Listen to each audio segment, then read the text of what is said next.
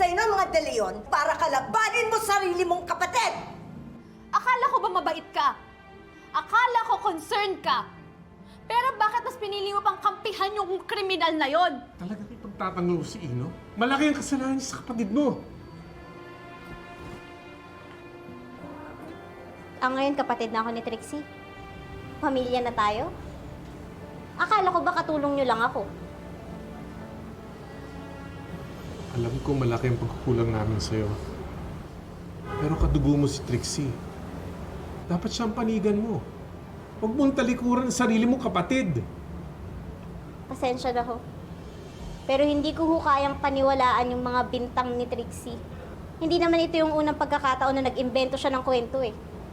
Ilang beses na rin akong naging biktima ng pagsisinungaling niya. How dare you accuse my daughter of being a liar! Hindi gagawa si Trixie ng isang bagay na magbibigay sa kanya ng kahihiyan! Siya ang biktima dito! Hayaan na lang ho natin yung investigasyong magsabi kung sinong nagsasabi ng totoo.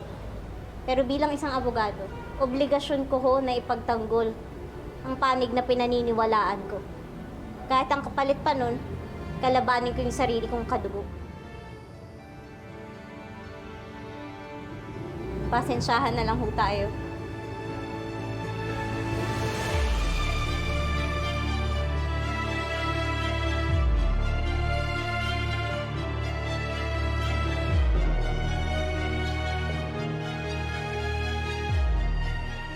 At ikaw naman, hindi ko alam kung paano mo naatim na makipagkaibigan sa isang taong walang concept of dignity, honor, and honesty. Higit 4 na taon tayong magkaibigan, Bonnie. Dapat alam mo na hindi ko kayang magsinungaling para manira ng kapwa. Nung nakilala ko si Let sa law school, bumilib ako sa kanya because she embodied the qualities of an honest and respectable lawyer. Honest and respectable? Do I need to remind you kung ano yung ginawa niya sa akin? She falsely accused me of committing a crime. Hindi ko maintindihan ba't na nagawa yun eh. Unless... Ano sinasabi mo? I can't hear you. Lang, sabi ko mag-focus tayo sa kasong hinahawakan natin.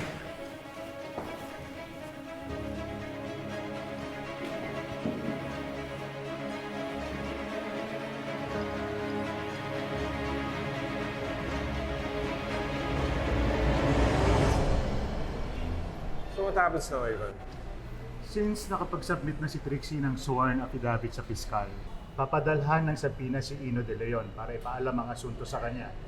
He will be given the chance to respond, saka pa lang i-deliberate ng piskal kung may probable cause ba para isampa ang kaso sa korte. Thank you, Ivan, for all your help. Salamat. Go ahead. Alright. Mom, pwede ba akong pumunta kay Hailey? I don't wanna be stuck at home. Baka mabalo lang ako. Go ahead. Pero huwag ka magpapagabi at if you need anything, just call us.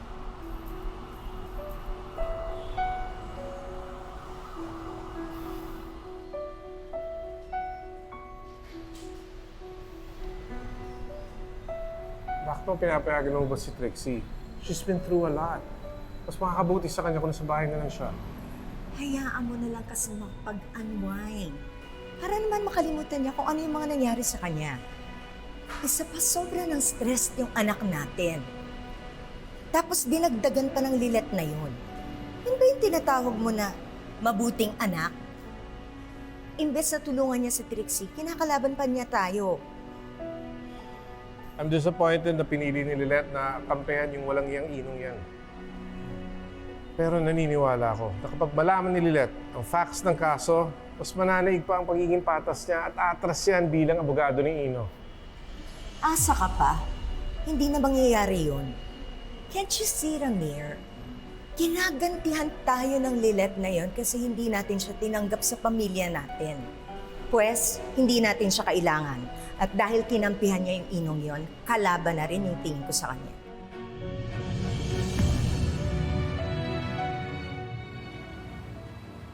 po, Tina, hindi ko naman intensyon na magbitaw ng masasakit na salita laban sa mga ingano eh. Kaya lang, hindi ko na po nakontrol yung nararamdaman ko. Kung ako rin na nasa posisyon mo at sinumbatan nila ako gaya ng ginawa sa'yo, naku, bubugahan ko sila ng apoy. Tsaka ang kapal naman nila para magalit sa'yo. Eh, ginagawa mo lang naman ang trabaho mo. Teka, sino bang unang tumalikod at iwan sa'yo? Di ba sila? Tapos magdidemand sila, nakampihan mo sila?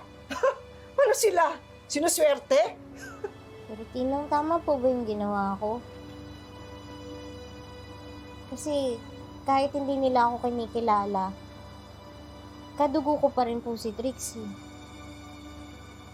Napakasama ko po ba na hindi man lang ako nagpakita ng konting malasakit dun sa kapatid ko? Lilet,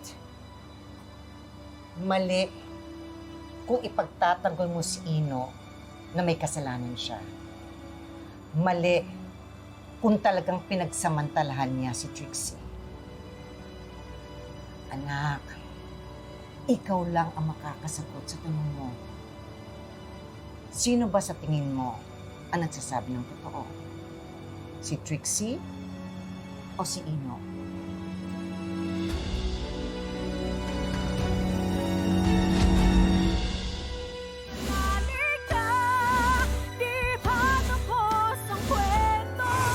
Kahit may dwarfism ako, I consider myself as able-bodied person. Kaya kong makipagsabayan sa kahit na sino.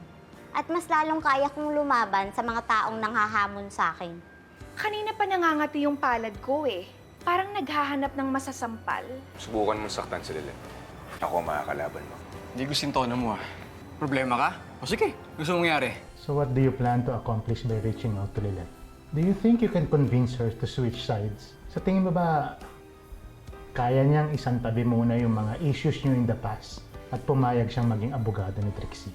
Nakita mo ba yung itsura ng girl na nag-a-accuse kay Ino? Bilang babae, hindi ka ba naaawa dun sa biktima, ha? I mean, sino bang babae in her right mind ang ipagsisigawan sa buong mundo na nadungisan yung pagkababae niya? Sige nga,